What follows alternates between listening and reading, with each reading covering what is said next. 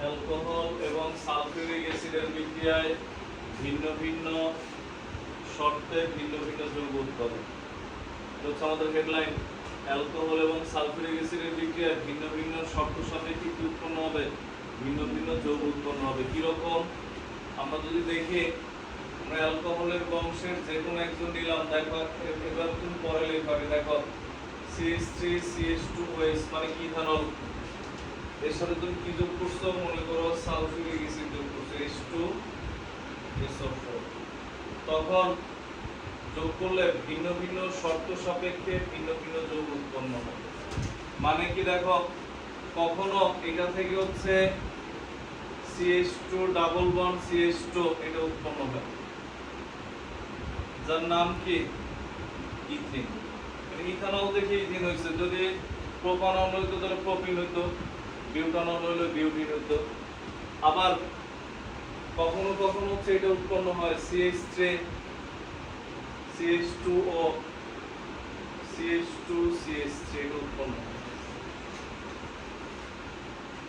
কখনো এটা উৎপন্ন হয়, এটার নাম হচ্ছে কি ডাই। এর আগে আমরা ইথারের নামকরণ দেখাইছিলাম। ইথারের নামকরণের ক্ষেত্রে আমরা এরকম বলছিলাম, দেখো এটা ইথার, এই পাশে কি ইথাইল, এই পাশেও ইথাইল। তাহলে আমরা কি বলতে পারি? ইথাইল ইথাইল ইথার না বলে আমরা একবারে এরকম বলতে পারি না, ডাই ইথাইল ইথার। গতদিন আমরা ইথারের নাম দেখাইছিলাম, আমরা কিরকম লিখছিলাম মনে আছে? তো তখন এটার নাম হচ্ছে ডাই ইথাইল ইথার। কথা হচ্ছে এইটা এবং এইটা, এই দুইটা যে উৎপন্ন হয়, দুটোটাই যে অ্যালকোহল আর সালফিউরিক অ্যাসিড যুক্ত করলে এটা উৎপন্ন হয়, এটা উৎপন্ন হয়। এখন কখন কোনটা হবে এটা আমাদের জানা থাকা লাগবে, যে কখন কোনটা উৎপন্ন হবে, কখন ইথিন হবে আর কখন ইথার হবে। বুঝছি আমরা?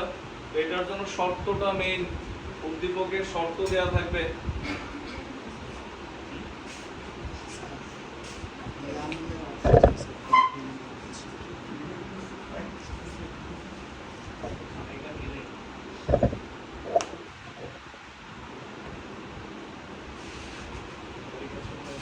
দেখো, তো এখন এই ক্ষেত্রে আমাদের ইথিন আর এটা হচ্ছে কি আমাদের ডাইইথাইল ইথার। কারণ এই ক্ষেত্রে শর্তটা কি দেখো, দুইটা শর্ত। ইথিন উৎপন্ন হওয়ার ক্ষেত্রে এখানে কি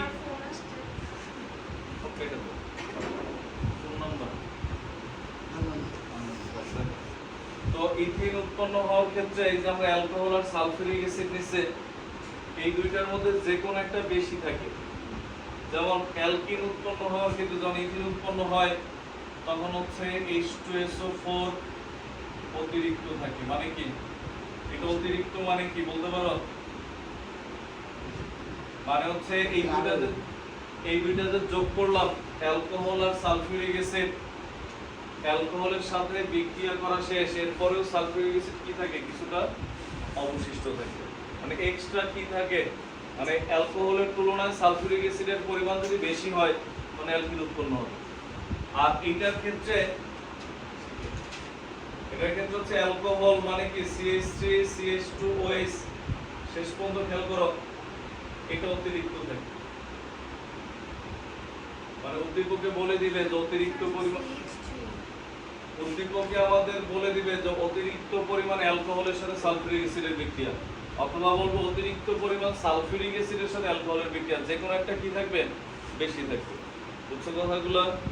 তো এখন মানে হচ্ছে জিনিসটা হচ্ছে এরকম, যদি বলা হয় যে তোমরা দুজন মারামারি করছো কিন্তু ও অতিরিক্ত মাইর দিচ্ছে, তার মানে কেউ মাইর দেয় নাই, দিচ্ছে হয়তো 5টা দিয়ে 7টা খেয়েছে, 2টা বেশি খেয়ে দিচ্ছে, এটা হচ্ছে অতিরিক্ত।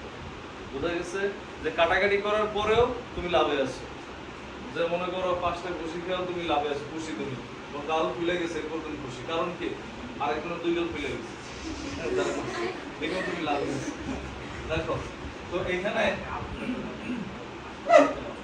2 নম্বর শর্ত কি দেখো, এটা উৎপন্ন করার জন্য ইথিন উৎপন্ন হয় 160 থেকে 170 ডিগ্রি সেলসিয়াস তাপমাত্রা। 170 থেকে 180 ও লেখা যায়। আর এটা হচ্ছে তাপমাত্রার ক্ষেত্রে এটা হচ্ছে 140 থেকে 150 ডিগ্রি সেলসিয়াস। তাপমাত্রাটাও ফ্যাক্ট। 160 থেকে 70, এটা আমরা আরো বাড়াইলে 170 থেকে 180 লিখলাম, এত তাপমাত্রা। আর এটা হয় কত 140 থেকে 50, তার মানে কি এটার তাপমাত্রা কি বেশি।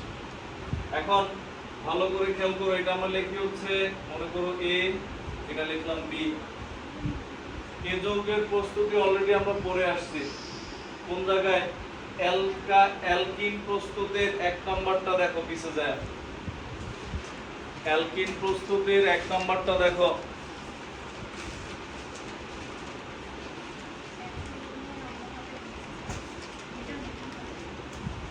এরপরে এই যে অ্যালকিন শুরু, অ্যালকিন প্রস্তুতির 1 নাম্বার এই যে দেখো 160 থেকে 70 লেখা, তাপমাত্রা 170 থেকে 180 লিখতে পারো, সমস্যা নেই।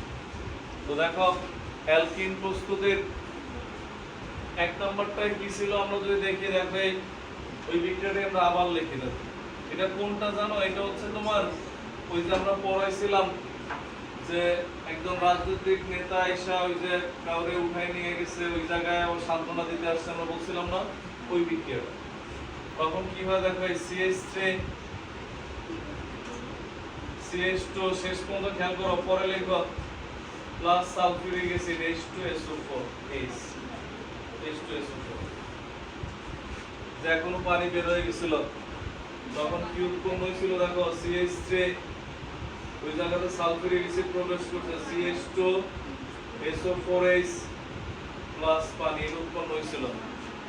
ইথাইল কথা না বলে ইথাইল হাইড্রোজেন সালফেট, এরপরে CH3 কোনো কথা বলো, জৈব যৌগ কথা বলবো আর বুঝবে এত সহজ। দেখো ইথাইল হাইড্রোজেন সালফেট, তো ইথাইল হাইড্রোজেন সালফেট যে উৎপন্ন হয়েছিল এটার মধ্যে এক্সট্রা কি ছিল, সালফিউরিক অ্যাসিড। এই সালফিউরিক অ্যাসিড বিক্রিয়া করা তো দূরের কথা, বরং এখান থেকে আরো কি হয়ে যায়, বের হয়ে যায় কত 170 থেকে 80 বা 160 থেকে 100 কত 70, আগে এটা দিয়েছিলাম ওইটাই দিয়ে রাখি, সমস্যা নেই, এটা দিলেও 100% রাইট। 160 থেকে কত 170, দেখো মানে আগে একবার লিখছো তো এটা দিয়ে, এবার এটাই লিখলাম। দেখো এই তাপমাত্রায় উত্তপ্ত করলে এখান থেকে কি বের হয়ে যায়, এখনো পানি সরি এখনো সালফিউরিক অ্যাসিড বের হয় H2SO4, যেটা বের হয়ে গেছে। সালফিউরিক অ্যাসিড তো থাকতে আসে নাই, বের হয়ে যাওয়ার পর বাকি থাকে কি, কার্বন 2টা হাইড্রোজেন 4টা, CH2 ডাবল বন্ড CH2 উৎপন্ন হচ্ছে। বুঝছেন আমরা, এই হচ্ছে এ নাম্বার ইথিন উৎপন্ন হওয়ার কৌশল। এবার যদি আমরা বি নাম্বারটা দেখি, দেখো খেয়াল করো এটা কেন এটা হয়। ফার্স্ট বিক্রিয়াটা সেম,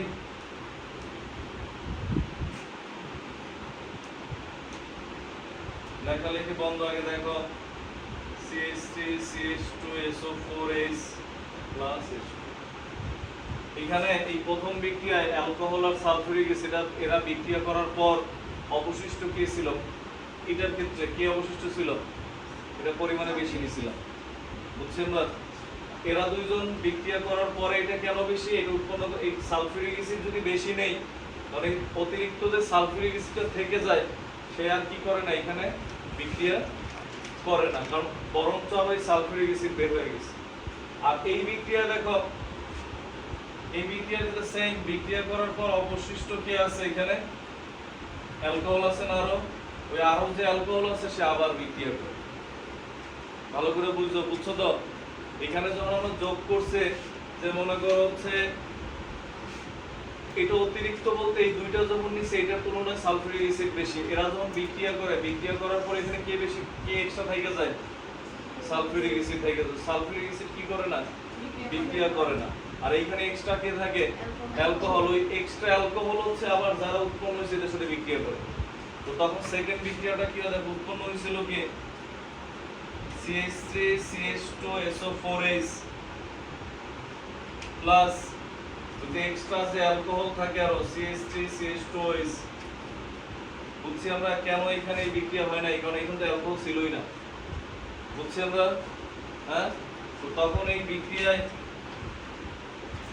এই সালফিউরিক অ্যাসিড তো থাকতে আসে না, সে আবার কি হয়ে গেছে, এখান থেকে বের হয়ে চলে গেছে।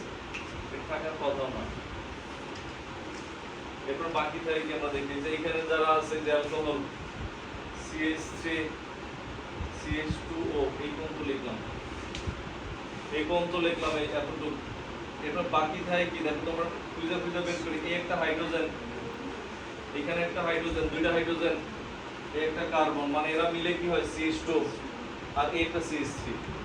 তার মানে এখানে এরকম থাকে না CH2 CH3, দেখো কি বের করেছি, বুঝছি কিভাবে আসছে।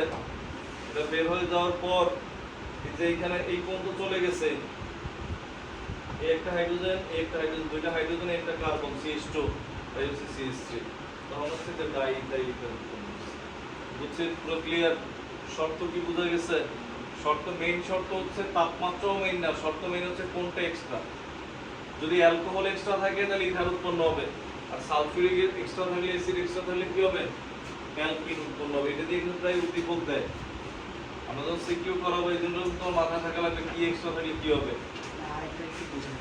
140 থেকে 150,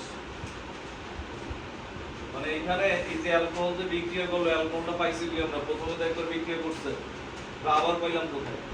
অ্যালকোহলের পরিমাণ অতিরিক্ত নিছিলাম, এটা থেকে গেছে, এটা আবার বিক্রিয়া করছে, উপরে এটা ছিল না, থেকে বিক্রিয়া করছে। হ্যাঁ, এবার লাগবে। এই হচ্ছে আমাদের এই কোশ্চেনের অ্যান্সার।